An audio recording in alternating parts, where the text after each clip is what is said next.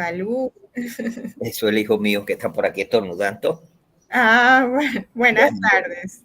Bienvenidos a este antepenúltimo encuentro. Creo que nos retiramos la próxima semana por un lapso de vacaciones. Pero de vacaciones no se van completamente. No te alegres mucho, Daniela. Porque yo les voy a dejar unos trabajitos bastante interesantes para que se queden trabajando en ese tiempo. O sea, ya yo les ocupé, ya les proyecté el tiempo, ya dije, les voy a hacer esto, vamos a hacer esto. Incluso quería que formaran equipos para dejarles una asignación que sería o marcaría el inicio del tercer módulo, que es la investigación cualitativa, porque me gustaría que nos paseáramos por todas las tradiciones de investigación cualitativa, así como en la investigación cuantitativa nosotros hablamos de tipos de investigación. En investigación cualitativa podemos decir tipos, pero se utiliza más la palabra tradiciones, las tradiciones de investigación cualitativa. Entonces me gustaría que para la próxima semana ustedes traigan una propuesta de grupo, porque yo estuve conversando con el doctor Abdul y él me dice que yo puedo asignar los grupos en la misma plataforma, pero por lo menos yo no sé si José Luis y Junior pueden, o sea, tienen infinidad, o sea, de trabajar. Yo quisiera que fuese democrático y no que lo hiciera de manera autocrática, pues pudiese ser en pareja, porque hoy por lo menos veo muy pocos participantes, en parejas o grupos de 3 personas, equipos de 3 personas, para dejarles asignado una tradición de investigación cualitativa en la que ustedes, aparte de terminar el módulo 2 con las evaluaciones que les voy a dejar, puedan iniciar la lectura sobre el módulo, que es bastante largo también. La investigación cualitativa, a pesar de que tiene muchos elementos que son sincrónicos, si se puede decir, en la metodología tiene procesos que se repiten muchísimo, cada una tiene su esencia. Y por lo menos si yo decido hacer un trabajo desde el punto de vista cualitativo, debo saber elegir, de acuerdo a lo que deseo estudiar, una tradición oportuna, porque por lo menos a veces quieren realizar una investigación fenomenológica y me la plantean como una investigación-acción, y no debería ser, o quieren hacer una teoría fundamentada y lo casan con otro paradigma o que es cualitativo, pero no es el apropiado para la teoría fundamentada. Entonces me gustaría que formáramos equipos para asignarles unos criterios en cuanto a un tipo específico de tradición cualitativa, de manera tal que ustedes lo desarrollaran en ese tipo y mantuvieran por allí el contacto. Santo, ¿tú tenías la mano levantada? No. Ok. Entonces, por allí también ya tienen una tarea, yo no sé si la lograron ver. Tienen un foro donde les coloqué una lista de variables para que ustedes me digan si son dependientes, independientes, intervinientes. Entonces, solamente la vamos a clasificar, a ver si coincide la mayoría. También tenían por allí una tarea donde deben hacer un esquema, ¿verdad? Deben colocar 3 antecedentes fundamentales. Recuerdo que fueron 3 porque no tengo la tarea a la mano. 3 elementos les comunico en esa tarea que vamos a desarrollar de cada antecedente, considerando incluso la antigüedad. También les pido hacer un esquema de sus bases teóricas, incluso las pedagógicas, si las lleva, si va relacionada a las psicológicas, las legales. Y me recuerdan las variables. Déjenme buscarlo porque no lo tengo. ¿Alguno lo leyó? Yo no. ¿Eso te lo subió ayer o hoy? No, creo que fue el sábado.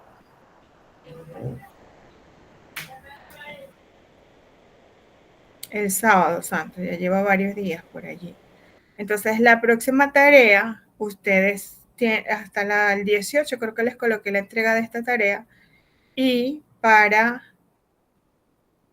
la tarea que sigue la van a entregar en septiembre, o sea que terminamos la evaluación de este módulo en septiembre, terminamos con la teoría, se quedan ustedes con las prácticas, terminamos el módulo en septiembre, que deben entregar la tarea para ya finalizar por completo el módulo y inmediatamente comenzamos con el módulo 3.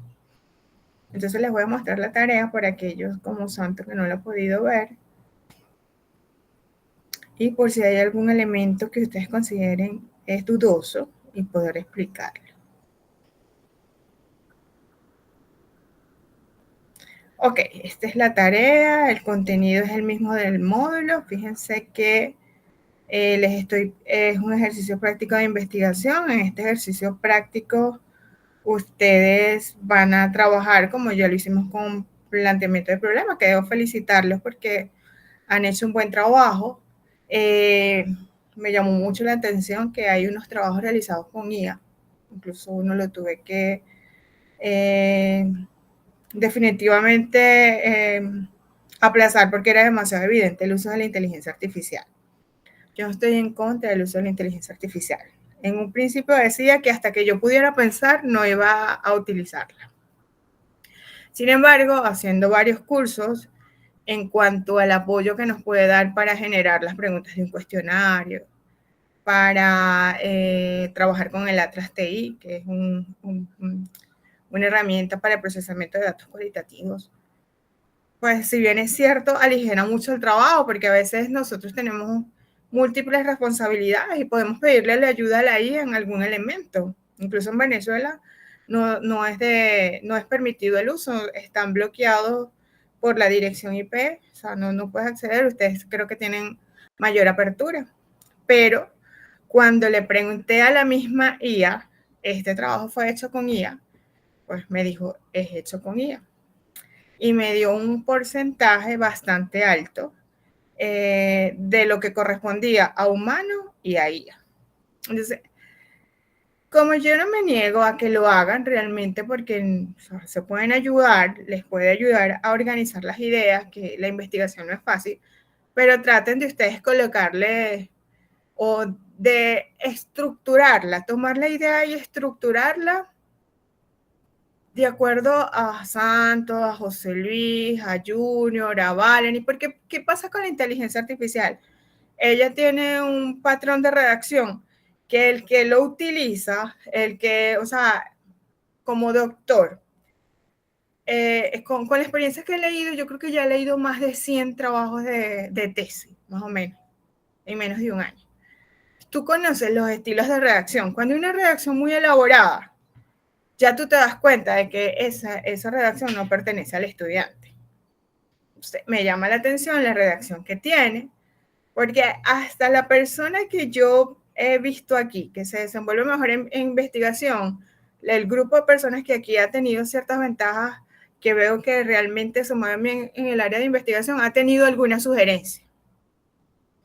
O sea, mira, revisa esto, puedes agregar esto, desde mi humilde experiencia, pero cuando tú ves ese trabajo tan perfecto y te presentan etapas y fases muy esquemáticas, mi hijo que tiene 14 años y que le encanta usar IA, lo llamo y le digo, mira este trabajo, ¿cómo crees tú que fue hecho? Con IA, mamá. No les quitó, pero ni las viñetas que genera la inteligencia artificial. Entonces, ¿cómo se sentirían ustedes como docentes si alguno de ustedes pide un trabajo? Porque yo no estoy evaluando la inteligencia artificial, yo los estoy ayudando, o sea, estoy trabajando con seres humanos. Obvio que si yo le pido una información a la IA, va a ser casi perfecta. Pero ¿qué pasa en esos momentos en que la IA no me va a ayudar? Entonces, ¿de qué nos sirve? O sea, es una estrategia valiosa, tal vez es lo mismo que pasó con las calculadoras cuando surgieron a nivel de las matemáticas, y aquí pues creo que hay matemáticos, nos ayudaron el trabajo y esto. Pero ¿qué pasa cuando a mí me toca asesorar un trabajo de investigación porque yo estoy dirigiendo en mi clase un proyecto de investigación? Y entonces me preguntan, profesora, ¿y cómo este objetivo, cómo usted me lo revisa? ¿Cómo usted me recomienda? Entonces, la IA no te va a venir a ayudar. En ese momento que no tienes computador, que estás con el estudiante, o sea, lo que queremos es desarrollar las habilidades duras, ¿verdad? Sabemos que es un gran uso, que nos aligera, que podemos resumir una información, pero hay cierto nivel. Entonces, como les dije, no me opongo a que ustedes busquen información por inteligencia artificial, pero vamos a ser más inteligentes cuando la presentemos, que no sea perceptible por lo menos a simple vista, que la logremos parafrasear, que yo realmente lo haga, pero estoy comprendiendo lo que la IA está haciendo, porque si, como les dije, si voy a tener un grupo de estudiantes bajo mi conducción y los tengo que asesorar y no sé cómo asesorarlo porque hice mi trabajo con inteligencia artificial, entonces, ¿qué sentido tiene que estemos aquí? Entonces, hay que tener mucho cuidado con eso. Valerie. Disculpen el ruido de fondo, los vecinos un poco creativos. Y con respecto a eso, hay que tener mucho cuidado con la información que extraemos de IA, porque me pasó que hice una pregunta para confirmar sobre una consulta que me hizo un compañero. Ya yo sabía la respuesta y la IA me dio otra. Yo dije, ¿tú estás segura? ¿Tú estás segura de esta respuesta? Y me dijo, excúsame, la respuesta es tal y tal, la que yo tenía en mente. Entonces, no siempre da la respuesta acertada. Tiene como un vibe, o sea, como ¿cómo es que le llamamos a eso cuando se nos va la idea? Tiene vacíos de información, pues duda. Y ciertamente a un amigo comentaba que le pasó que colocó, búscame información sobre, era un investigador cualitativo, una cita textual que hizo este investigador cualitativo. Entonces le puso una y él le dijo, ¿estás seguro que la hizo fulanito? No, me equivoqué, disculpa. Y llegó y le dice, la hizo tal. Y le pregunto, ¿estás seguro que la hizo tal autor? No, no estoy seguro, no tengo acceso a esa cita. Entonces, recuerden que ella está en proceso de alimentación. Puede ser que tiene algunos elementos tan específicos que no han sido, o sea, no los programadores, me imagino, porque no soy muy diestra en este lenguaje técnico del uso de la inteligencia artificial. Me imagino que aún hay vacíos de información en la que ella no puede dar una información más específica o un contenido más específico. Entonces, es ese llamado a atención. Yo siempre siento que yo no engaño a los demás, me engaño a mí mismo. De verdad. Entonces, vamos a tomar esa previsión porque nos puede suceder. Si sucede a este nivel, imagínense a nivel de los bachilleres, a nivel de los jóvenes todavía que están en la formación media diversificada, que tienen, pues, que ya no, a veces tienen mayor o se aburren de pensar, ellos quieren cosas concretas porque así es la tecnología. Entonces hay que estar pendiente de eso. Pasa, no hace nada leí una tesis doctoral que me pidieron que la leyera para darle una asesoría. ¿Y saben qué citas citó? ¿O qué sitio web tenía citado dentro de las bases teóricas? El Rincón del Vago. Yo dije, creo que hoy lo he visto todo en mi vida. Yo creo que a partir de hoy yo no me sorprendo por nada.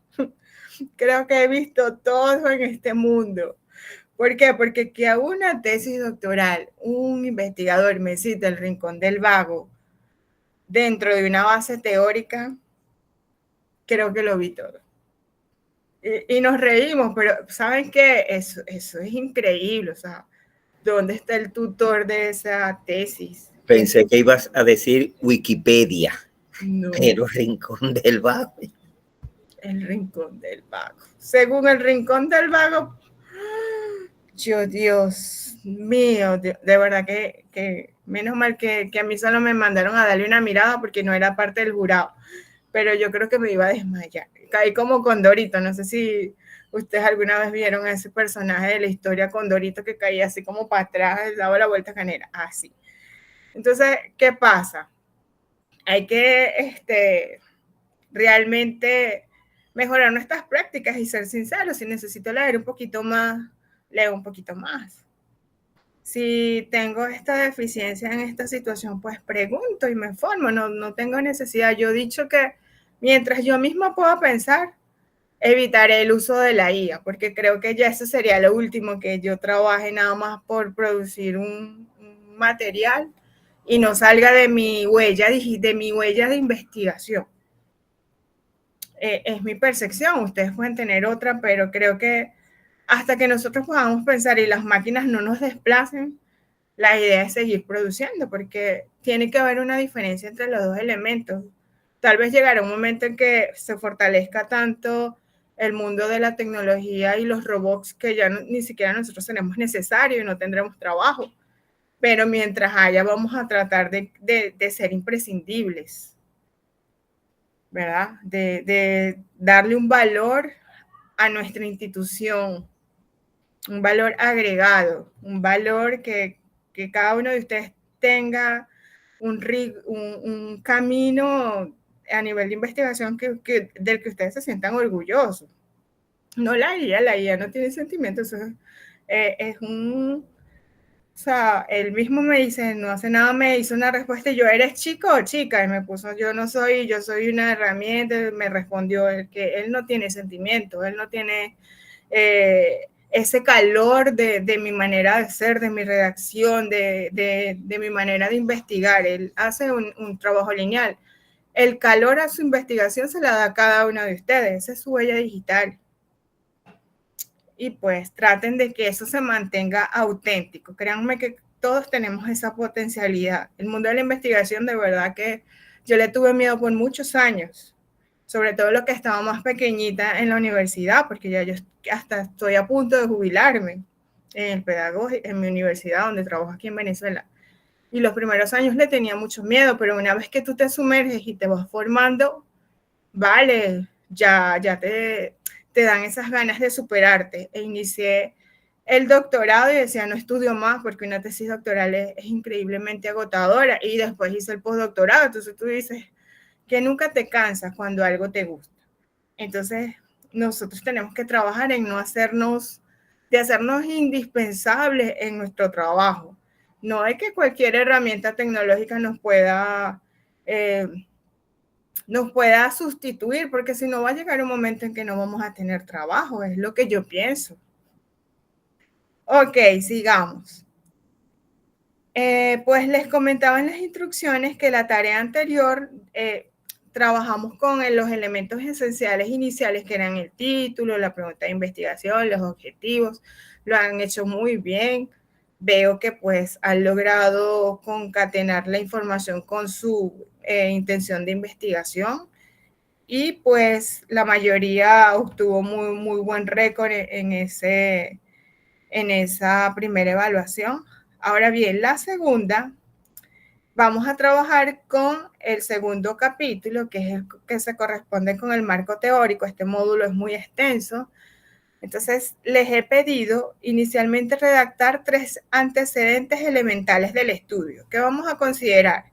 Pertinencia y antigüedad, preferiblemente no mayor de 5 años. ¿Qué pasa con aquellas tesis de que no encontramos investigaciones? Hay que hacer una buena búsqueda de la información. A veces nos limitamos con lo que aparece en algún buscador en específico. Ahora existen buscadores académicos que son mucho más, gozan de una mejor credibilidad y donde hay un filtrado. Está también la base de datos de investigaciones Scopus. También pudiesen entrar en las bases o en los repositorios de tesis o de trabajos de universidades que sean tanto de su país como fuera de ellos. Hay bastantes maneras de buscar esos antecedentes.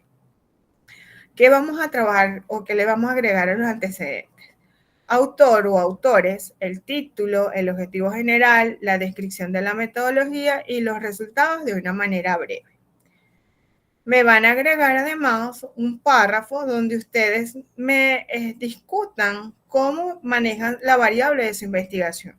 Sabemos que cuando vamos a seleccionar un antecedente debe estar relacionado con al menos una variable de investigación. Hay investigadores que segmentan, si tienen 2 variables, buscan los antecedentes que están relacionados con la primera variable y los antecedentes que están relacionados con la segunda variable. Vamos a trabajar de esa manera. Ustedes van de acuerdo a sus variables, van a buscar sus antecedentes y vamos no solamente a enfocarnos en los resultados, sino que vamos a describir cómo manejan estos autores la variable que usted también está utilizando dentro de todo el proceso metodológico. y cuáles son los aportes de ese estudio a la temática. Si es a nivel teórico, si es a nivel metodológico, si es a nivel práctico. O sea, vamos a ver qué aportes da la investigación.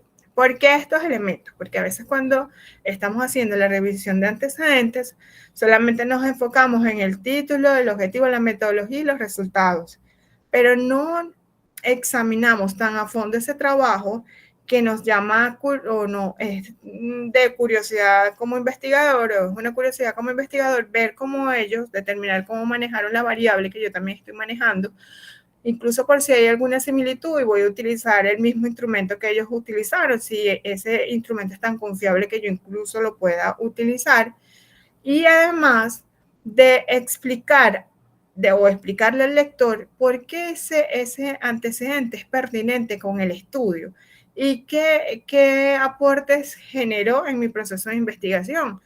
Me enseñó, o sea, a manejar la variable o me ayudó a definir conceptualmente la variable, la operacionalización de sus variables coincide con la manera en que como investigador la estoy vislumbrando, esos elementos. ¿Okay? Posteriormente generar una red semántica. Esa red semántica va a ser como un resumen de nuestras bases teóricas, psicológicas, pedagógicas, legales, si pueden hacer uso de todas porque se relaciona desde su temática con todas esas bases, que yo pueda realmente buscar qué bases teóricas le fundamentan, qué bases psicológicas, sus bases pedagógicas y legales. Vamos a esquematizar los títulos de los elementos que tomaría dentro de cada una de estas bases. ¿Vale? Esto para que ustedes tengan una idea de cuál va a ser su esquema de investigación para el producto final, que es el proyecto como tal. Y por último, la variable.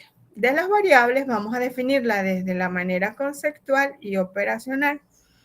Aquí se le explica todo lo de las variables, pero eso lo vamos a reforzar el día de hoy porque quedó pendiente de la semana pasada, al igual de las variables dummy, que Santo me hizo una pregunta que me hacía bastante ruido con respecto a la aplicación de las variables dummy a los niveles de medición ordinal. Y pues hoy la vamos a responder. ¿Qué vamos a evaluar? Ese 10%. Es un 10%, aparte del 5% anterior serían 15%, la redacción oportuna, la construcción de la red semántica coherente con la variable y el tema del estudio, la redacción clara y precisa de las variables desde el punto de vista conceptual y operacional, y la referencia según normas APA. Eso es lo que vamos a evaluar y esas son las referencias. ¿Hay alguna duda sobre esta tarea? ¿No? José Luis dice que no, Santos no. ¿Para cuándo? No, ¿para cuándo? Creo que para el 18 de junio. De este mes. Es rápido. Sí, porque ya nos vamos, Santos. Y se llevan una tarea como les venía diciendo. Ok. Vamos a trabajar hoy. Nosotros quedamos con la definición de variables operacionales y conceptuales.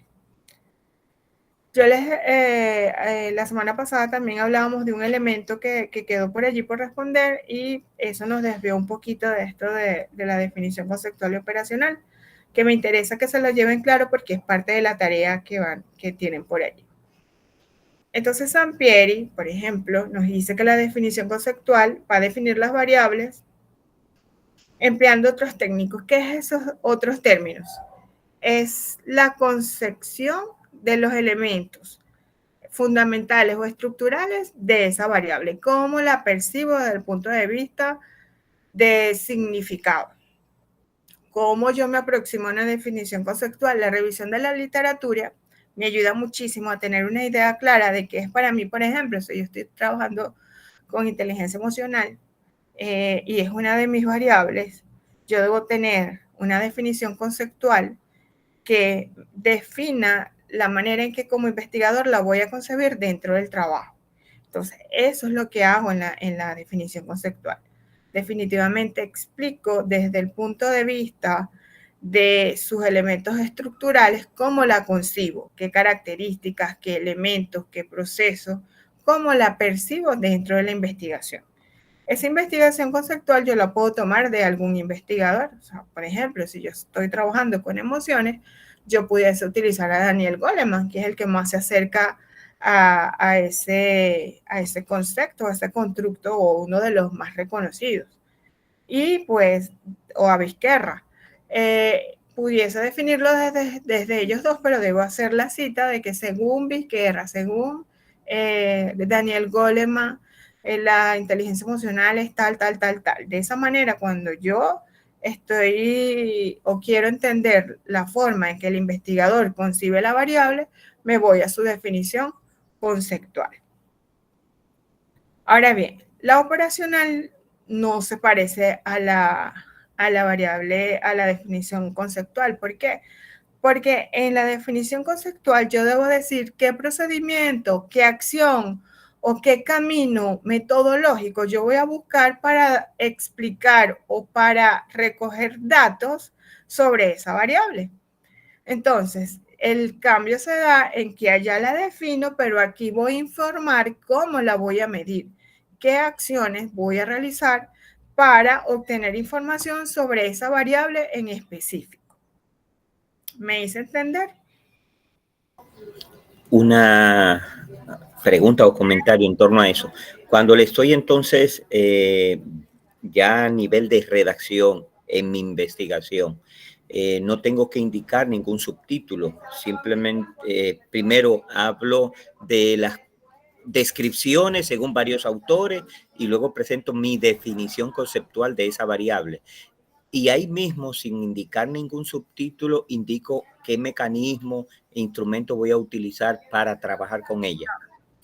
Tú puedes colocar, generalmente se utiliza como una especie de matriz, donde a no ser que la institución tenga en su manual unas normas diferentes, pero tú debes separar definición conceptual y definición operacional.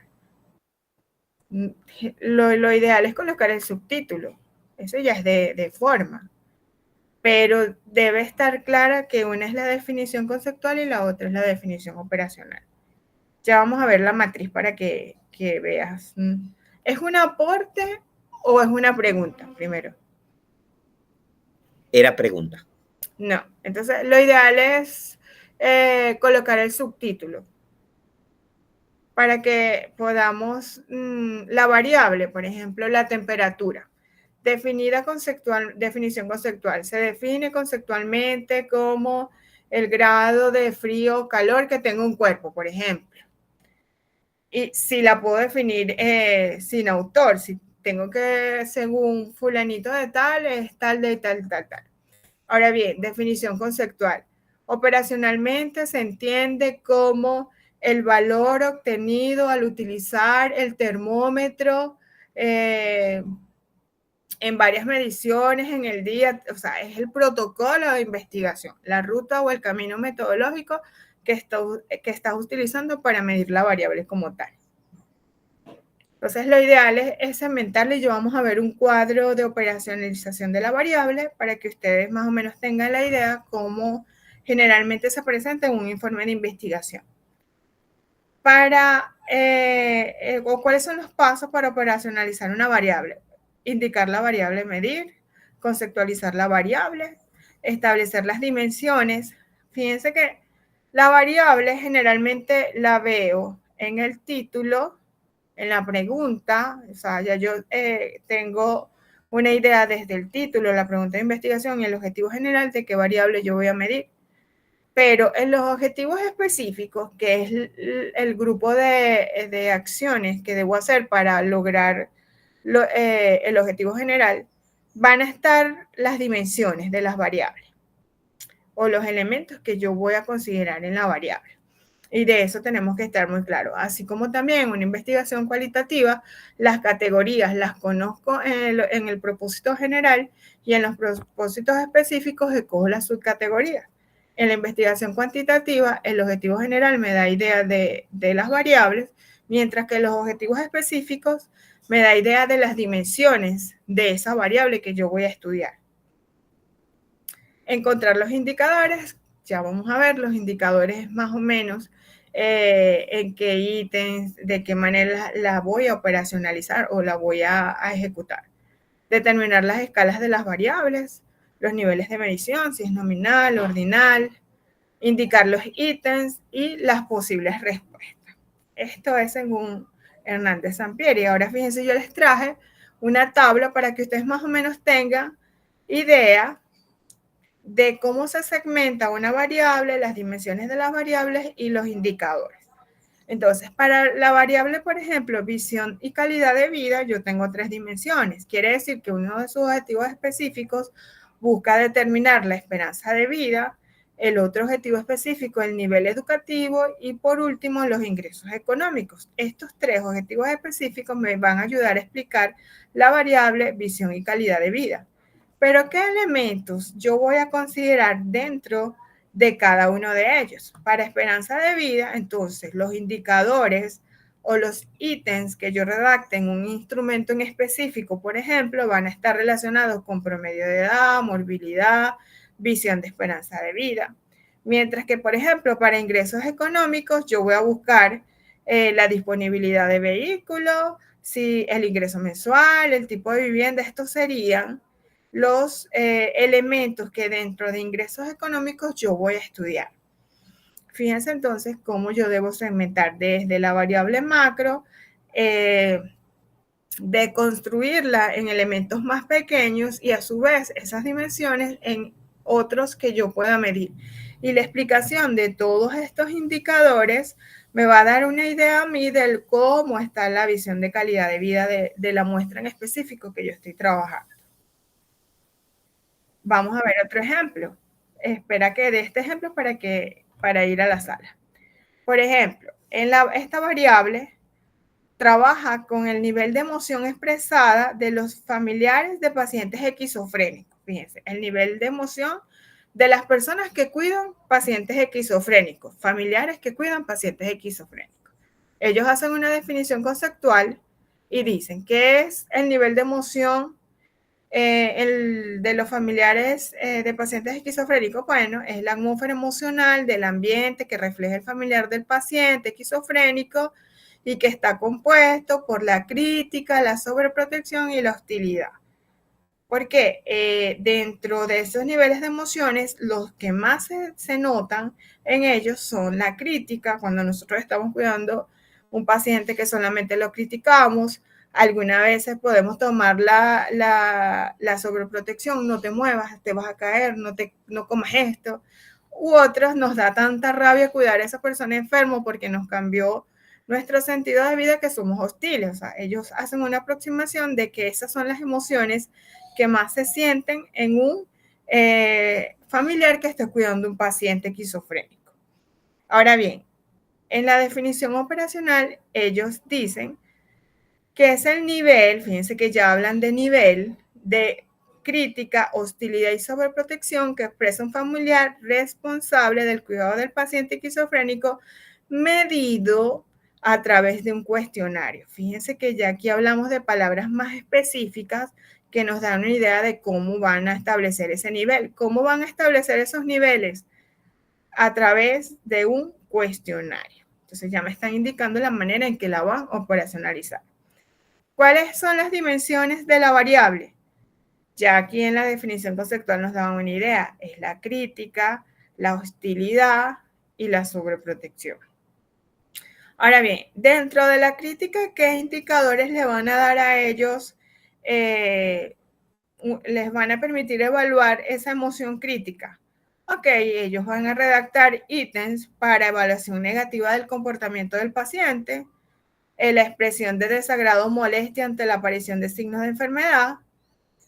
Y fíjense que para hostilidad trabajan con el rechazo generalizado al paciente, expresiones y actitudes degradantes al paciente, una restricción excesiva del paciente. Y aquí en la sobreprotección, perdón, porque no está definido, no está delineada, la sobreprotección, ellos van a evaluar la restricción excesiva del paciente para el autocuidado o el autosacrificio del familiar. Estos elementos son los que ellos van a evaluar para determinar la crítica, la hostilidad y la sobreprotección, ¿qué van a utilizar? Van a utilizar solamente una escala de intervalos, es decir, una escala numérica, y van a tener unos rangos establecidos. Entonces, los puntajes que ellos obtengan en ese cuestionario sobre esos elementos, de acuerdo a lo alcanzado, por ejemplo, si tienen más de 80 puntos, quieren decir que tienen un nivel alto de crítica. Si tienen más de 80 puntos en el segundo segmento, quiere decir que tienen un nivel alto de hostilidad, y lo mismo pasaría para un nivel alto de sobreprotección. Entonces, fíjense que en esta tabla de operacionalización de la variable, yo puedo ver todos los elementos que este investigador está ejecutando para comprobar o medir la variable nivel de emoción expresada en los familiares esquizofrénicos. Voy a la sala porque creo que hay una pregunta. ¿Quién levantó la mano? José Luis. Me parece, no sé si fue Santos que la levantó primero, o hay una persona que la levantó antes que yo. Ok. No recuerdo quién fue. Se quedó la lámina, qué interesante. Bueno, mientras aprovecho yo la ocasión. Me resulta bastante novedoso este detalle que estás presentando de cómo se operativiza la variable, porque hasta ahora solamente he considerado y he visto solo la descripción y la definición. Este detalle, pregunto, ¿este detalle así debe aparecer en la investigación en el marco teórico? Sí, bueno, depende del manual también. Fíjate que algunos investigadores o algunos de esos libros de metodología lo colocan dentro del marco teórico, pero hay otros, por lo menos manual de tesis para instituciones en específicos, que se lo llevan a la metodología. Nosotros lo tenemos así. Okay. La consideración y explicación de la variable se hace en la parte metodológica, capítulo 3. Sí, pues debes respetar el manual. Si esa es la estructura que presenta el manual en específico, debes hacerlo así. Pero hay otras instituciones u otros manuales que lo colocan dentro del capítulo 2, que es el marco teórico. ¿Por qué? Porque tú aquí estás definiendo. Tranquila, Katie, bienvenida. Tú aquí estás definiendo desde el punto de vista conceptual, operacional, y eso es teórico. Tal vez en la metodología, tú lo que haces es ya presentar el paradigma, el tipo de investigación, el diseño en específico. Ya allí tendrías la información de la variable. Pero, como te digo, todo depende del manual del instituto con el que estés trabajando. Lo importante es que independientemente si está en el capítulo 2 o en el capítulo 3, guardes esta estructura. O que exista una definición conceptual y una definición operacional, porque no puede ser solamente desde el concepto. La idea es que el grupo de estudiantes que esté investigando, por ejemplo, nos diga, ok, esta es mi variable conceptual, la defino, pero también me dé una idea a nivel operacional de cómo la va a medir. ¿Ok? Si tienen un instrumento, fíjense que les ayuda a resumir todo completamente en la información y es mucho más fácil desde este punto de vista.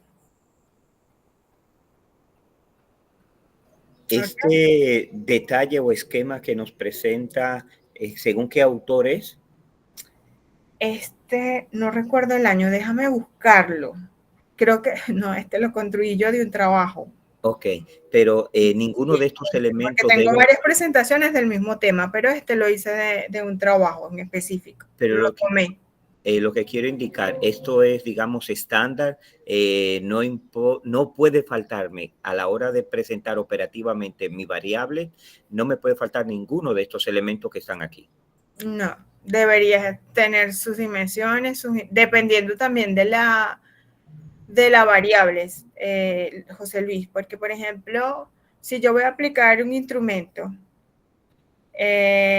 ponte tú una prueba estandarizada, tal vez cambiarían las escalas, las unidades de medida, los indicadores, todo depende del tipo de investigación.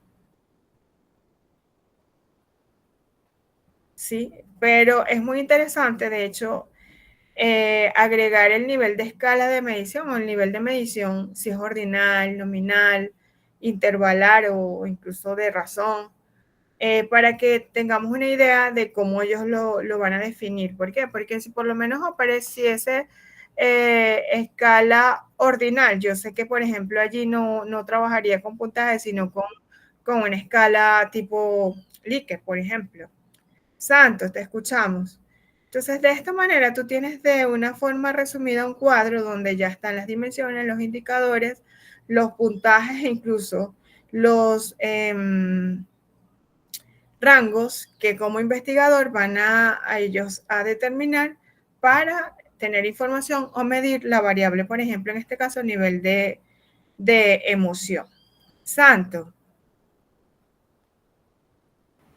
Sí, es con relación a eso mismo, pero por ejemplo yo he tenido experiencia donde algunas veces queremos utilizar una escala Likert, pero entonces la variable es dicotómica y otra entonces de la variable son politómicas. Entonces hay algunos autores que recomiendan que si son 5, todas tengan las 5 categorías. Entonces ahí en ese caso, ¿qué se hace cuando nuestra variable o parte de nuestra variable son dicotómicas y las otras son politómicas? Y se quiere utilizar una escala Likert. Pero es que la escala Likert es politómica. El problema de utilizar, yo creo que sería mucho más fácil si haces un instrumento que esté casado con una sola escala o sea, trabajando con una sola escala. Una escala dicotómica te establece un sí, no, ausente, presente, observable, no observable, por ejemplo. El problema es, Santo, que cuando yo, por ejemplo, voy a aplicar la confiabilidad, y eso lo vamos a hacer la semana que viene, yo necesito que ustedes instalen el SPSS en las computadoras, los que no lo tienen, para hacer una práctica con confiabilidad en un instrumento, con una escala tipo Likert. El valor de la confiabilidad o el alfa es diferente para escalas dicotómicas y politómicas. Por ejemplo, cuando tú vas a aplicar la confiabilidad de un instrumento con escala dicotómica, utilizas un Q de Richardson o un KR20, mientras que cuando tú vas a aplicar o a determinar el alfa para una investigación que tiene varias intenciones de respuesta, donde ninguna es buena o es mala o está ausente o presente, como es la escala tipo Likert, ¿verdad? Utilizas el alfa de Cronbach. Entonces, esa mixtura de ese instrumento no sé si es recomendable. Tendrías que hacerlo por separado y aplicar 2 valores de confiabilidad para poder determinar si el instrumento es aplicable o no. Entonces, tienes que tener cuidado con eso.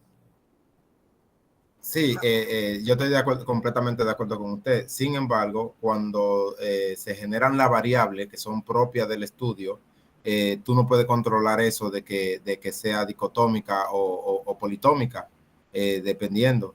Algunas veces si es los niveles de medición, tú lo puedes ajustar todo lo mismo, pero algunas veces hay preguntas que son más concretas, que tú tienes un sí o un no, o tú tienes afirmativo positivo, mientras que en el otro lado tiene un renglón de 5 categorías. O sea, ¿cómo proceder con ese caso? No sé si es redactar, si consiste en redactar la pregunta de otra manera, pero se me ha dado ese caso. A mi parecer deberías revisar, porque incluso cuando las variables Dumming, y por eso cuando tú me lo presentabas, te dije te contesto, porque quería estar segura, porque tú por lo menos las variables nominales no le puedes aplicar ciertos procedimientos estadísticos para contabilizarlas, pero si tú utilizas unas variables dummy, por ejemplo, al sexo le colocas, y eso es algo que traía para explicarles hoy a los chicos que no habían trabajado con ese término, tú puedes valerte de ese tipo de variables dummy para las nominales tener algún tipo de medición, pero la escala no es conveniente o es muy laborioso utilizarla para escalas de más de una intención de respuesta. Para ahí lo más oportuno es utilizar una escala Likert. Entonces, yo, de verdad que como investigadora, yo no lo recomendaría, es lo que te digo. Incluso la determinación del coeficiente de confiabilidad sería diferente para ambos elementos. Será cuestión de que tú quisieras considerar el hecho de utilizarla por completo dicotómica o politómica.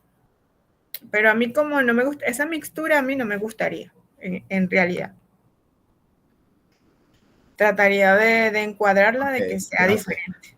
Marvin, existe, o lo otro que pudieses hacer es crear variables dummy, por ejemplo, que te permitan eso de lo binario, pero tendrías que ser mucho más laborioso para quedarte con esa dicotomía. Marvin, te escucho. Hola maestra y saludo a todos. No, para decirle que la semana anterior usted había hablado sobre el sistema SPS, si no me equivoco. Ajá. Yo estuve explorando y pues pedí a un amigo que me lo pase aquí. Entonces, como todos somos del entorno, los que no lo tengan, lo tengo para que lo puedan instalar. Muy bueno, sí. Porque la semana que viene yo les voy a hacer un ejercicio para que ustedes más o menos se lleven una introducción a cómo aplicar un análisis de confiabilidad. Se van a llevar un instrumento para procesarlo. Entonces, si tienen el programa muy, muy chévere porque lo pueden utilizar durante, lo estamos haciendo todo en ese momento, con el ejercicio que yo traiga, y luego ustedes se llevan su tarea y ya saben cómo hacer la operacionalización. Entonces, muchas gracias, Marvin. Por allí te dejé una preguntita en la sala. ¿Ok? Para que la revises. Está bien, gracias. Ok. La definición conceptual, entonces, cerrando ya este término, establece el significado teórico de la variable, y la operacionalización detalla los pasos, los instrumentos o el procedimiento en que yo voy a medir o observar esas variables. ¿Qué debo cuidar, verdad? Como siempre, las variables tienen que estar relacionadas con la pregunta de investigación, con el objetivo, y debe ser muy clara. No puedo generar ambigüedades, de manera tal de que cualquier lector interesado en la temática, cuando tenga un contacto con esas definiciones, las logre entender. A veces utilizamos un lenguaje bueno, a no ser que sea tan específico, por lo menos ahorita, yo leo una investigación a lo mejor de algunos de ustedes, que por ejemplo las de Tales, que es ingeniería biomédica, y él llega y me habla de unos valores allí que yo no entiendo, pues esa definición teórica, como no es mi área, tal vez yo no la pueda entender. De una manera, la veo desde una visión, desde lo poco que puedo entender de ella, pero los que están interesados en la temática, porque si tienen información al respecto, perdón, se apagó la luz, sí van a tener esa información, ¿verdad? Deben ser coherentes. Yo no puedo definirla de una manera conceptual y que se vean diferentes o diferencias en las concepciones a nivel operacional. Entonces debo cuidar que esos elementos sean coherentes, al igual que yo les hablaba del alineamiento entre la pregunta de investigación, el título, los objetivos. De esta manera, la definición conceptual y la operacional, aún abarcando elementos distintos, deben tener, o deben trabajar con una línea coherente entre la manera como la concibo y la manera como la miro. ¿Vale? Debemos tener cuidado en esos aspectos. Por ejemplo, Valerie, que trabaja con la pobreza menstrual, ella la define desde, según el autor tal, la pobreza menstrual es tal, y la logra definir por completo, pero ella puede decir, operacionalmente se entiende como los resultados o la sumatoria de los puntajes obtenidos luego de aplicar el instrumento sobre pobreza menstrual en las dimensiones tal, tal y tal. Si ella va a hacer un instrumento o un cuestionario, ella puede decir que es la sumatoria de todos los puntajes a nivel de las dimensiones tal y tal y tal del instrumento que aplicó. De esa manera la pudiese operacionalizar. Ahora bien, la semana pasada Santos dejaba una pregunta en el aire muy interesante, y pues ahora esto de los dummies, hay mucha literatura sobre matemáticas para dummies, todas estas elemento esa terminología se ha hecho sentir en los últimos años. Pues también hay variables que se han llamado desde ese punto de vista las variables dummy, y él me hacía una pregunta. Él decía si a qué niveles de medición o si las variables ordinales, no recuerdo la pregunta en específico, si las variables ordinales yo las podía relacionar con las variables dummy. Entonces, como yo no sé si algunos o todos manejaban esa información, yo dije, vamos a explicársela, porque puede ocurrir que se encuentre con esa información y aquí se nombró, pero no se explicó qué es, porque no tengo una información o no tengo certeza si todos manejan el término. Entonces, esas variables dummy se utilizan mucho para poder medir, o son esas estrategias de los investigadores que les va a permitir medir una variable categórica o un nivel de medición cualitativo. ¿Por qué? Porque sabemos que lo cualitativo es como antagónico o diferente a lo cuantitativo. Pero así como se inventó o se diseñó una escala tipo Likert para medir o para poder realizar, por ejemplo, mediciones a nivel de moda o de mediana en una escala nominal, como datos estadísticos, de esa manera ciertos investigadores sintieron la necesidad de las variables nominales también quererlas medir. Para eso entonces generaron esas variables ficticias o variables dummy. Por ejemplo, si yo quiero trabajar con género, hay dos géneros, masculino y femenino, son binarios, o no vamos a confundir con esto de no binarios, ellos, trans, no. Hablamos de binario porque son dos opciones de respuesta, masculino o femenino. Entonces, ellos crean, por ejemplo, para el género, si es masculino, yo debo colocar el número 1, y si no es masculino, coloco el 0. O si es femenino, coloco 1, y si no es femenino, coloco 0. De esa manera, entonces, por lo menos yo estoy haciendo una encuesta. Sexo masculino, entonces voy a agregar es 1. Sexo, si la variable dummy es femenino, coloco femenino 1. De esa manera, entonces, ellos tienen dos opciones de respuesta. 1, si es el sexo que yo estoy colocando como variable, o 0 si no lo es. Entonces, yo me preguntaba, para dejarlo bien claro, ¿en qué nivel de medición cualitativo yo puedo diseñar esas variables dummy? Lo ideal es que sea en el nivel nominal, que hablamos la semana pasada, perdón. La semana pasada, cuando trabajábamos con los niveles de medición, colocábamos nivel de medición nominal, ordinal y numérico, y hablábamos de razón y de intervalo. Pero lo ideal es trabajarlo en un nivel nominal. Eso es cualitativo. Por ejemplo, yo les colocaba aquí, por ejemplo, si yo estoy trabajando con color para rojo, verde y azul, yo en mi variable dummy, yo coloco para rojo 1 si es rojo, 0 si no es rojo. Verde, 1 si es verde, 0 si no es verde. Azul, 1 si es azul, 0 si no es azul. Pero fíjense que para esta sencilla información debo crear para cada variable dos opciones de respuesta. Y eso lo hace más engorroso, que era lo que le estaba diciendo ahorita Santo, de lo complicado de utilizar dos escalas o varios parámetros entre lo dicotómico y lo politómico en un mismo instrumento. Por lo menos a mí me parece laborioso.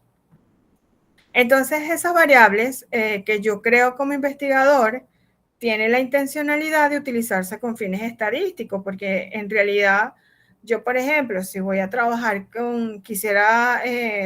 no puedo conocer datos por lo menos de sumas, de promedios, de sexo, porque es una variable nominal, es cualitativa. ¿Cómo hacen ellos para poderlas medir? Bueno, asignan estos códigos o estos valores binarios. 1 sería la presencia y 0 es la ausencia. Entonces, fíjense. Las variables dummy, encerrando este elemento, me van a permitir transformar una variable cualitativa nominal en un conjunto de variables que se pueden medir a nivel dicotómico. Puede ser 0 o 1. 0 si no lo es, uno sí lo es. Por ejemplo, lo hablábamos de sexo. De esta manera, entonces yo pudiese realizar ciertos procesamientos estadísticos e interpretar los resultados. Ahora bien, ¿qué pasa con los niveles ordinales? Que era lo que quería responderle a Santo y que incluso se relacionó con lo que él me estaba postulando a nivel de los instrumentos con variables dicotómicas y politómicas. Que para codificar una variable ordinal, recuerden que una variable ordinal tiene ciertos opciones de respuesta. No es solamente una, en que incluso ni una es ni buena ni mala, sino que, por ejemplo, yo para determinar una necesidad puedo colocar muy necesario, medianamente necesario, poco necesario, innecesario, por ejemplo, aunque una escala tipo Likert establece 5 opciones de respuesta. Entonces, trabajar con una escala politómica y limitarla a una escala binaria o dicotómica puede ser mucho más engorroso. Por ejemplo, yo les traía si yo quiero trabajar con nivel educativo y tengo 4 opciones de respuesta, sin estudios, primaria, secundaria o universitario, yo pudiese trabajar, ¿verdad?, con una escala tipo Likert, pero si la quiero hacer desde el punto de vista dicotómico, cada uno de ellos sería una variable. Por ejemplo, para primaria, 1 si tiene nivel primario, 0 si no lo tiene. Para secundaria, 1 si está en educación secundaria o si hizo educación secundaria, 0 si no lo tiene. Para nivel universitario, 1 si tiene educación universitaria y 0 si no la tiene. Entonces, fíjense que algo que pude responder con una misma escala, ahora tengo que crear 3 o 4 variables dummy y eso lleva un proceso mucho más allá. Entonces, lo ideal es que este tipo de variables la utilicemos para solamente lo nominal, que sí lo puedo trabajar desde lo binario, y que aquellas escalas ordinales que puedan ser medidas con una escala tipo Likert lo hagamos de esa manera.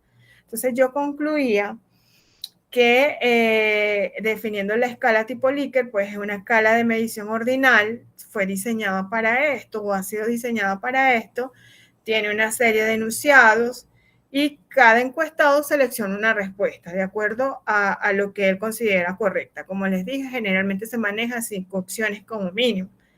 Las escalas Likert entonces van a ser más adecuadas para variables ordinales, mientras que puedo utilizar variables dummy para esas variables nominales. ¿Por qué? Porque las Likert me permiten un análisis más simple, incluso, y detallado de esa variable ordinal, y las dummy solamente es presencia o ausencia. Entonces, para mí no deberían ligarse estos dos elementos. Esa es la impresión que tengo. Recuerden que cuando nosotros estamos investigando debemos buscar que la investigación sea lo más clara, precisa e incluso sin ambigüedades posible. Entonces, tal vez en ese procesamiento estadístico podemos dar resultado a varias ambigüedades que no nos van a sumar. Entonces, Santo, esa es mi respuesta. ¿Se quedó allí la lámina? Sí, esa fue la que vimos, no vimos la otra, ¿no? No Digo, bueno. puede ser, ¿en serio? ¿Por qué, pues? ¿No vieron la de las variables dummy que les mostré? No, no, no. No, nada de eso. ¿Y ustedes cómo no me avisan? Bueno, es que pensamos que era un comentario sin ilustración. No, yo hice mis láminas y todo para explicarles. Fíjense, acá les explicaba qué eran lo del género. Aquí les hablaba qué medía yo con las variables dummy. Acá les decía, les hablaba de la presencia o ausencia. Acá les hablaba de los niveles ordinales. Posteriormente les explicaba por qué ellas no podían ser vistas desde el punto de vista ordinal y les mostraba lo complejo que es, por ejemplo, trabajar con los niveles de educación desde que pudiese ser una opción de respuesta politómica, cómo se hace de laboriosa si lo llevo a una variable dummy, y cerraba. Pero bueno, qué lástima que se quedó allí segmentada la información o paralizada. Entonces esa es la respuesta, Santo, a tu Hay pregunta. algo ahí que no, sí, que no me ha quedado bien claro. Ok. Y es la parte cuando usted decía que para la nominal se puede utilizar Dooming. Sin embargo, hay algunas nominales que tienen mucha categoría. Entonces, No, será para la dicotómica, para la para las dicotómica dicotómicas. Dooming, para la dicotómica Dooming y para la nominal que sean Sí. politómicas, entonces se trabajan con escala Likert. Sí, con varias Okay. politómicas, porque no necesariamente tiene que ser escala Likert, puede tener varias intenciones de respuesta, porque, por ejemplo, una escala tipo Likert, y eso lo vamos a ver con esto de confiabilidad la semana que viene, trabaja sobre la misma temática. Por ejemplo, si yo realizo un instrumento de satisfacción, muy satisfecho, altamente satisfecho, muy satisfecho, medianamente satisfecho, satisfecho, no satisfecho, ¿ves? Pero sigue siendo el mismo elemento. Entonces tendrías que ver muy bien la escala, ¿ok? Entonces, Pero en esa gracias, misma Santo, dirección, ¿ok? sí, en esa misma dirección, por ejemplo, en la escala Likert se pueden mezclar variable de intervalo y variable nominal. Me explico. Por ejemplo, yo tengo una escala Likert que dice satisfecho, no satisfecho, medianamente satisfecho, y tengo otra que dice el nivel de ingreso de tanto a tanto, de tanto a tanto. Hay, obviamente que hay una que es de intervalo y hay otra No. pregunta que es nominal. No se pueden mezclar. No, porque ya trabaja solamente con niveles de medición ordinarios. Ni nominal ni cuantitativo. Eso ya es de razón o de intervalo. ¿Okay? Sí, pero si aparece en el cuestionario, aparece una pregunta que se hace referencia, por ejemplo, a que tú quieres saber, por ejemplo, cuál es el ingreso de una familia o de un conjunto de familias. Entonces, a eso no lo podemos llevar, o la edad, no sé, que no se pueda No, llevar porque si a tú quisieras cualitativo. trabajar con el nivel de ingreso, la escala tipo Likert solamente te permite, por ejemplo, alto, moderado, bajo, ausente, por ejemplo. Te permite medirlos de esa manera. No te puede establecer rangos numéricos. Al menos que tú clasifiques entre altos, tú tengas un estándar de que es alto a ti con el rango, pero el estadístico que vas a aplicar sigue siendo nominal. Tú no lo puedes promediar. Sigue siendo ordinal, perdón, no lo puedes promediar. Entonces tienes que tener cuidado con eso. Tal vez es una información que ni siquiera obedece. Puede ser una pregunta abierta que tal vez tú la colocas y luego lo que hagas es sacar promedios o porcentajes de eso. Ok. Sí, tienes que ser muy claro con el cuestionario porque entre esa ligadera de niveles de medición pues, puede haber algún elemento que te sea complejo después interpretar. Todo debería estar muy alineado, Santo. Esas mezcolanzas a veces, incluso fíjate que cuando yo estoy utilizando la complementariedad paradigmática, es necesario que yo en la investigación yo defina qué objetivos o propósitos voy a trabajar desde la investigación cuantitativa y cuáles desde la cualitativa. Porque si no lo indico se genera mucha ambigüedad. Lo ideal es eso. Y pues luego cuando yo estoy trabajando en yo estoy con ustedes y me pierdo en la hora. Cuando estoy trabajando en los resultados, si no tengo bien claro qué objetivos voy a trabajar desde lo cuantitativo y desde lo cualitativo, voy a tener algún problema. O sea, se me va a hacer engorroso. Lo ideal es que todo esté de lo más claro y definido y preciso posible. Elijo una escala, elijo un nivel de medición, que sea aplicable generalmente a toda la investigación, porque esa mezcolanza de resultados me pudiese traer problemas. Entonces, bueno, trata de que cuando estás haciendo esa investigación, la estás dirigiendo, todo sea generalmente con un solo criterio. Las hipótesis. Esto es un tema muy bonito. Creo que la mayoría de los que estamos en en ciencias o ingenierías, matemáticas, hemos escuchado hablar de las hipótesis. A diario nos hacemos hipótesis, algunas dañinas. A veces esa mente nos hace crear unas hipótesis que nos hacen daño y ¿será que anda con otra? ¿Será que es leal? Entonces, esas preguntas que nos hacemos a veces sobre algunos contextos necesitan definitivamente comprobarse. Cuando yo generalmente empiezo a observar la realidad y busco una temática de investigación, ya yo estoy empezando a tener esas hipótesis primigenias, esas génesis o esa pregunta generadora que me va a ayudar a responder o a darle sentido a las variables del fenómeno que yo estoy o del problema que estoy observando. Entonces, por ejemplo, Popper, que es uno de los más antiguos, ya es un término bastante viejo que los positivistas, sobre todo manejados, plantean que una hipótesis es una suposición que se hace con objeto de explicar algo que es un problema para nosotros. ¿Será que mañana va a llover? Eso es una hipótesis que tenemos. Entonces, lo ideal es que plantearnos hipótesis que nosotros podamos contabilizar, o sea, que podamos medir para que podamos explicar el problema que nos estamos haciendo. Pero Hernández Sampieri, que es el autor que más vamos a utilizar hoy, nos dice que una hipótesis es una explicación tentativa del fenómeno investigado, que se formula a través de proposiciones.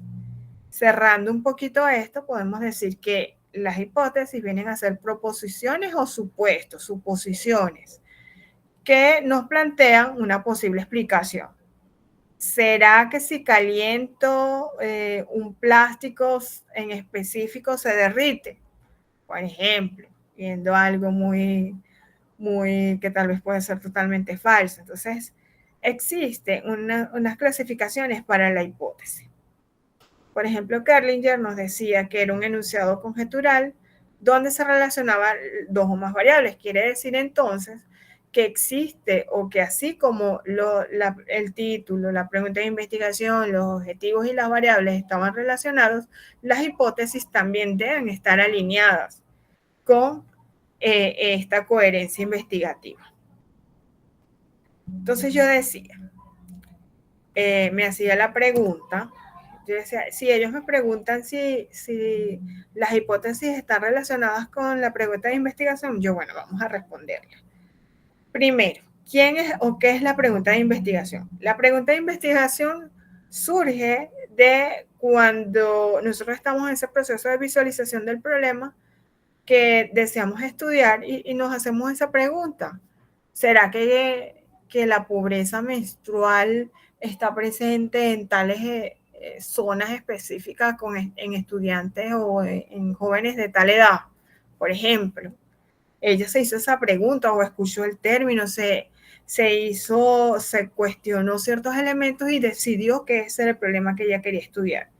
De allí, entonces, de esa pregunta de investigación o esa pregunta de investigación está directamente relacionada con las variables. Los elementos o las variables se deben ver en el título y en la pregunta de investigación. A veces, buscando un título novedoso, corto y sencillo para la investigación, borramos las variables o como que desvirtuamos la intencionalidad de la investigación. Hay que tener mucho cuidado con eso de resumir títulos. Las variables, entonces, van a ser los elementos claves que yo quiero estudiar, que yo quiero medir, que quiero analizar y que pregunté o ya los comencé a visualizar en la pregunta de investigación. Por ejemplo, ¿cómo influye la motivación en el desempeño laboral? Fíjense que esa es la pregunta de investigación. Pero, ¿cuáles son las variables? Las variables son motivación y desempeño laboral. Entonces, ya por allí nosotros vamos viendo, ¿verdad?, que las variables serían motivación y desempeño laboral. Ahora bien, los objetivos derivan de la pregunta de investigación, pero también contienen a las variables. Quiere decir que título, pregunta y objetivos y variables prácticamente van de la mano. Siempre los encontramos alineados. Los objetivos, entonces, derivan de la pregunta de investigación, mientras que las variables me establecen qué elementos yo debo identificar y medir. Por ejemplo, mi objetivo es determinar la influencia de la motivación en el desempeño laboral de los empleados. Fíjense que se continúan visualizando las dos variables, que es la motivación y el desempeño laboral. Ahora bien, las hipótesis están relacionadas con las variables. Yo no me puedo plantear una hipótesis que no contenga las variables de investigación que me estoy trabajando. ¿Por qué? Porque estas se derivan tanto de la pregunta como de los objetivos, y tanto preguntas y objetivos contienen a las variables. Entonces, esas hipótesis, que son esas preguntas o esas posibles proposiciones que nosotros nos creamos cuando vamos a investigar, debe relacionar las variables. Por ejemplo, en la investigación que he venido trabajando, yo puedo decir que a mayor motivación, mayor desempeño. Entonces yo tengo una idea. ¿Cuál es el papel de la motivación en el desempeño de los empleados? Ok, ahora la hipótesis es que a mayor motivación, mayor va a ser el desempeño. En consecuencia, menor motivación, menor desempeño. Es como si yo diga mayor consumo de azúcar, mayor altos índices de personas diabéticas o alta población con diabetes. Menor consumo de azúcar, menos personas diabéticas, por ejemplo, en este caso. Entonces, cuando yo operacionalizo las variables, estoy buscando probar la hipótesis. ¿Por qué? Porque a través de los procedimientos y los instrumentos yo estoy diciendo cómo voy a dar respuesta a esta variable, a esta hipótesis que decía que a mayor motivación, mayor desempeño. La aplicación de instrumentos como cuestionarios, escalas o test me van a ayudar a mí a definir si es cierto que a mayor motivación, mayor desempeño laboral, o si por lo contrario no hay relación entre ellos. Vamos a ver. Entonces, ¿cómo se relaciona? Uno, la pregunta de investigación me contiene o determina las variables que voy a estudiar. De la pregunta de investigación derivan los objetivos. Y los objetivos ya me dan una idea de la hipótesis general que yo quiero comprobar. Y cuando operacionalizo las variables, entonces ya yo estoy buscando la manera de probar las hipótesis planteadas. Todo tiene que tener relación. Yo no puedo tener una hipótesis que no se relacione con la pregunta de investigación ni con el objetivo. Esta coherencia investigativa aumenta la validez de mi investigación, la validez teórica. Entonces, fíjense, existen diferentes tipos de hipótesis. Yo voy a trabajar hoy con las hipótesis de Hernández Sampieri porque prácticamente contienen los criterios de otros investigadores, los englobo. Entonces, por ejemplo, Mario Bunge, que ya lo había colocado aquí, nos dice que hay hipótesis empíricas e hipótesis conceptuales. Las empíricas son las que yo puedo medir, contabilizar y estoy observando, mientras que las conceptuales son aquellas que se generan de ideas, conceptos, constructos. Mientras que Sampieri, él me dice que hay hipótesis de investigación, yo las llamo hipótesis generales, hipótesis nulas e hipótesis alternativas. Las hipótesis nulas y alternativas generalmente las utilizo cuando estoy trabajando con pruebas de normalidad, donde busco desde el nivel estadístico comprobar una situación. Por ejemplo, la hipótesis de investigación general van a ser esa proposición general tentativa sobre la posible relación, mientras que la nula niega la relación. No existe relación entre el estrés laboral y el desempeño de los trabajadores, o no existe relación entre la motivación y el desempeño laboral de los empleados, por ejemplo. Mientras que la alternativa dice que sí existe relación. Sí existe relación. Cuando yo estadísticamente aplico un proceso que puede ser, por ejemplo, vamos a ver qué estadístico, vamos a suponer un alfa de un estadístico en específico. Y ese alfa me da un valor, yo por ese valor puedo determinar si se cumple, si rechazo la hipótesis nula o acepto la alternativa, o si rechazo la hipótesis alternativa y acepto la hipótesis nula. Entonces, eso es importante saberlo. Fíjense, por ejemplo, siendo más específico, la hipótesis de investigación es la explicación general. A mayor nivel de estrés, menor será el rendimiento académico de los estudiantes universitarios. Entonces, más estrés, menor rendimiento. Yo llego y realizo todo el proceso de medición y la información que yo tengo, entonces me va a llevar a aceptar la hipótesis nula o a rechazar la alternativa o viceversa. Si la hipótesis nula va a negar, o sea que si yo acepto la hipótesis nula, quiere decir que el estrés laboral no influye en el rendimiento académico de los estudiantes, mientras que si luego del procesamiento estadístico yo veo o tengo un alfa o un valor que me lleva a decir de que si hay influencia, yo estaría trabajando o aceptando la hipótesis alternativa que es afirmativa y dice que el nivel de estrés sí influye en el rendimiento académico de los estudiantes universitarios.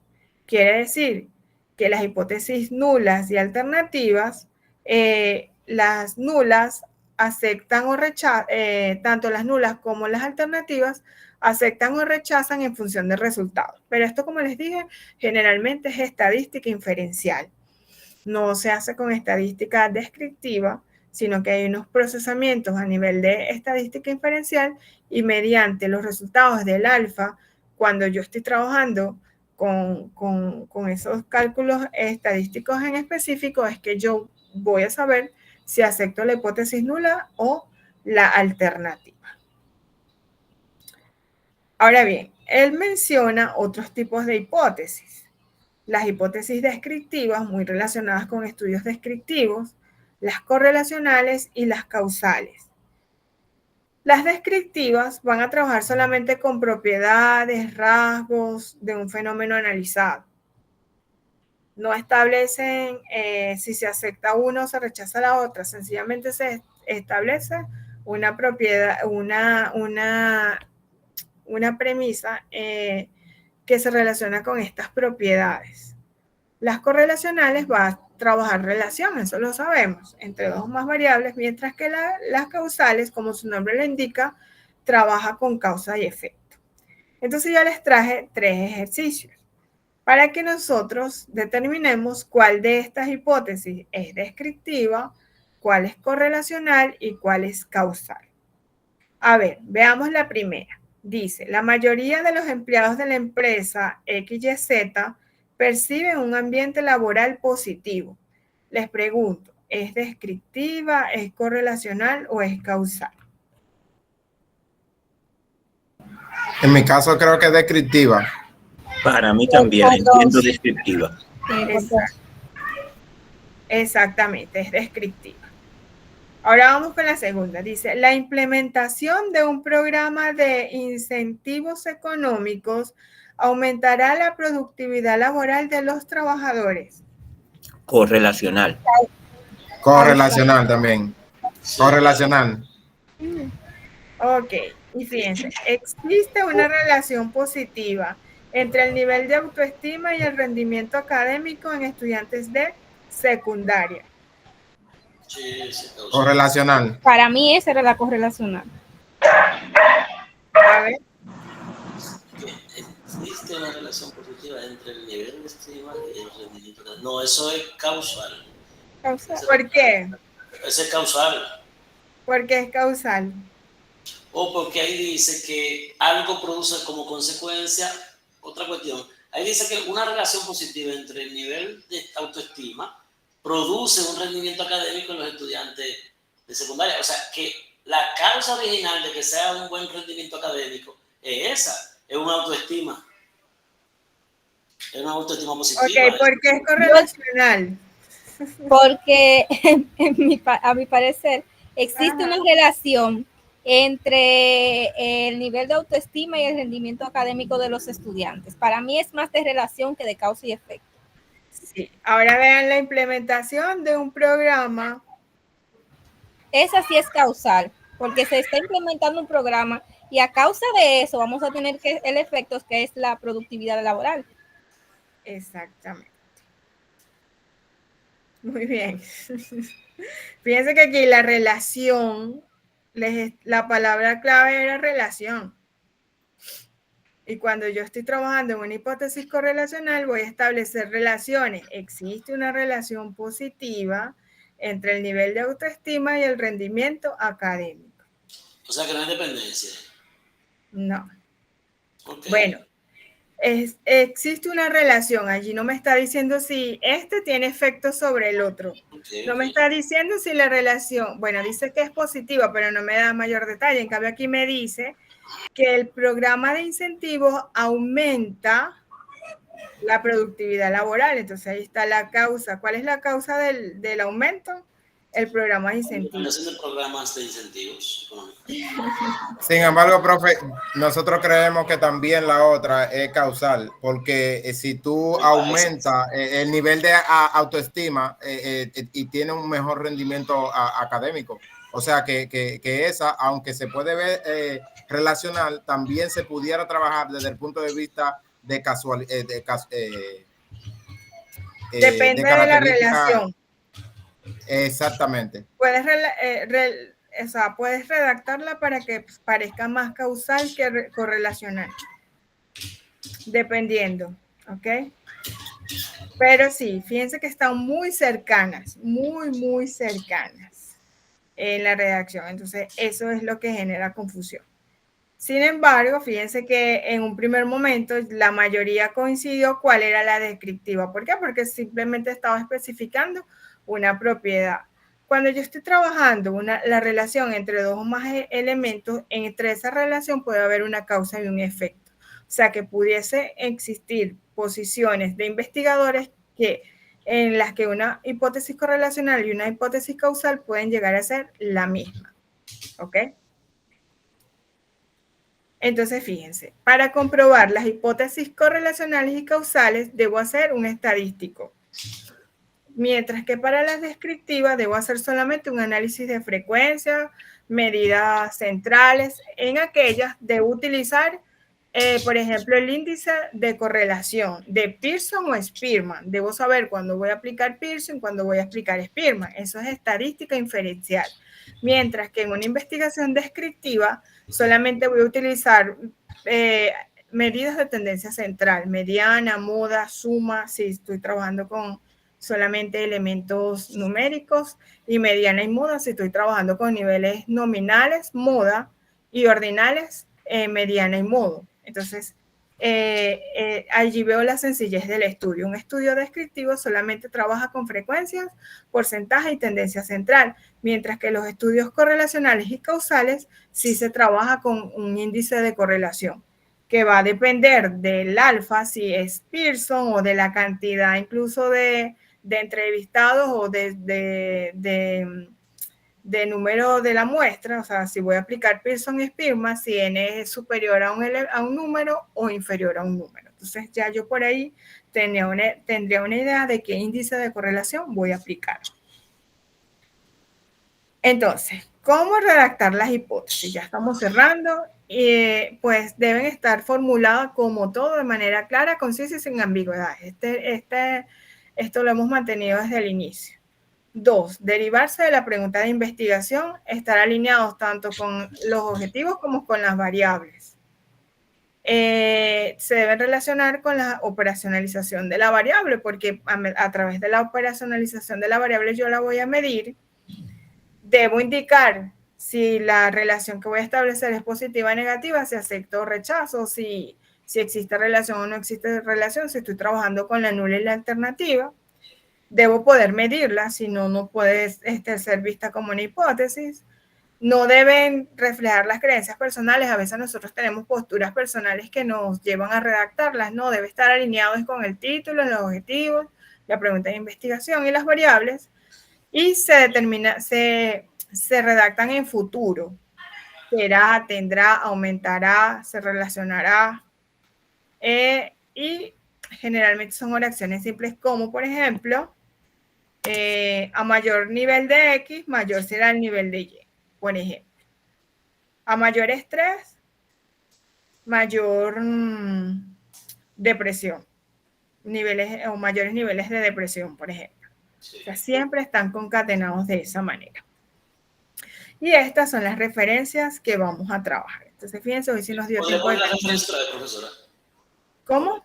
Las referencias. Las referencias... ¿Cuáles son las referencias que trabajamos? La que usted puso ahora mismo. Esa. Ok, Popper porque lo cité, bueno, Bunger lo coloqué, pero no, a la final no traje era mucha teoría, Saint-Pierre y Kerliger, y pues este autor es un poco muy relacionado con las relaciones sociales y tomé de él algunos ejemplos. Esas son las Disculpe, no se referencias. ve muy bien, podría ponerlo grande porque... Ah, No se ve, ahí sí. allí la ves. Parte se ve, no. Ahí sí, ya. Gracias, profesor. Ok. De todas maneras, lo que pasa es que hay unas diapositivas que son muy pesadas y les coloqué el enlace en Drive, no sé si los pudieron descargar. La segunda sí me las colocó, pero esta que es más pequeñita voy a tratar de colocársela en la plataforma para que la tengan, ¿ok? Ok. Para que la tengan a la mano. Entonces, nos llevamos como tarea para la operacionalización de las actividades que quedan. 1, formar equipo, ¿verdad? 2, instalar el SPSS que lo ofreció Marvin, que se acaba de ir, creo, por un corte. Sí, estoy aquí. Ajá, lo ofreció Marvin, ¿no? Sí. Ok. De todas maneras, yo les puedo enviar por mensajero un enlace donde les explica cómo bajar la versión gratuita desde la página oficial. Pero si Marvin se los puede dar, que se les quede instalado en el computador, es mucho mejor. ¿Por qué? Porque la versión gratuita vence. ¿Ok? Lo mismo vamos a hacer con Atlas TI, porque también, a pesar de que no estaba en el curso, yo quisiera que ustedes se llevaran algunos elementos del procesamiento de datos dentro de este módulo para darle un plus a eso. Entonces, de verdad, quiero que aprendan a manejar lo que no lo saben, por supuesto. Tengan, como hay varias investigaciones cualitativas, tengan ese encuentro con el Atlas TI para que incluso aquellos que están escribiendo investigaciones documentales o artículos documentales puedan hacer relaciones semánticas en Atlas TI que les sustenten el artículo de investigación, así sea documental. Eso le da un plus agregado. Entonces, vamos a trabajar para luego del periodo vacacional con Atlas TI, pero la próxima semana vamos a hacer algunos cálculos de SPSS. ¿Vale?